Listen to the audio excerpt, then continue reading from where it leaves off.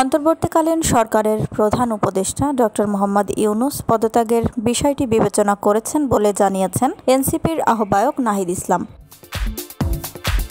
BBC বাংলাকে দেওয়া সাক্ষাৎকারে নাহিদ ইসলাম একথা জানান। সন্ধ্যায় প্রধান উপদেষ্টার বাসভবন যমুনায় গিয়ে তার সাথে সাক্ষাৎ করেন নাহিদ। প্রধান উপদেষ্টা দেশের চলমান পরিস্থিতিতে কাজ করতে পারবেন না এমন শঙ্কা প্রকাশ করেছেন বলে জানান এনসিপির আহ্বায়ক। আলোচনার সময় প্রধান উপদেষ্টাকে নাহিদ জানিয়েছেন পদত্যাগের বিষয়ে ভাবছেন তিনি। প্রধান উপদেষ্টাকে পদত্যাগের মতো সিদ্ধান্ত না নিতে আহ্বান জানিয়েছেন জুলাইয়ের গণঅভ্যুত্থানের পর নতুন গঠিত দলটির আহ্বায়ক নাহিদ ইসলাম।